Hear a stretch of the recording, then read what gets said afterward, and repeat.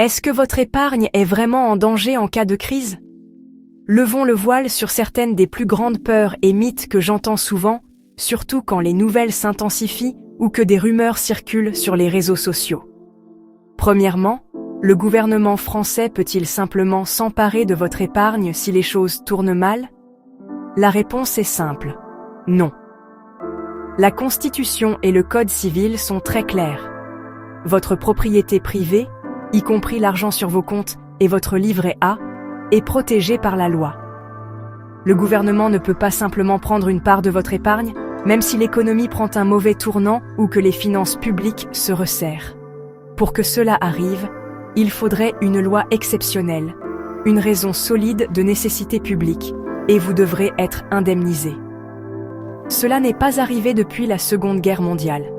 Vous avez peut-être entendu des rumeurs sur de nouvelles taxes ou prélèvements sur les comptes d'épargne français, mais honnêtement, ce ne sont que des rumeurs.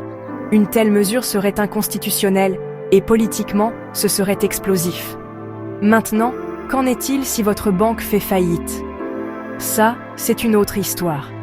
Il existe une règle européenne appelée la BRRD, qui stipule que si une banque s'effondre, les clients sont protégés pour les dépôts jusqu'à 100 000 € par personne, par banque.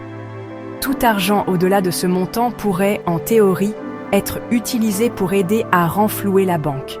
Mais pour la plupart des gens ayant un livret A, un LDDS, un LEP ou un compte courant, vous êtes couvert jusqu'à cette limite. Parfois, lors d'un véritable effondrement financier, la loi autorise un gel temporaire de certains produits, comme les rachats d'assurance vie, juste pour éviter une catastrophe plus grande. Mais votre argent vous appartient toujours, et vous y avez de nouveau accès une fois que les choses se stabilisent. C'est un délai, pas une confiscation. L'État peut-il jamais prendre de l'argent directement sur votre compte? Seulement si vous devez des impôts, des amendes ou des cotisations sociales, jamais comme mesure générale de crise. C'est ce qu'on appelle la SATD, et c'est strictement pour recouvrer des dettes spécifiques. Qu'en est-il du gouvernement qui mobilise votre épargne? Il pourrait vous encourager à investir dans certains secteurs ou offrir des incitations à acheter des obligations d'État, mais il ne peut pas vous forcer à remettre votre argent.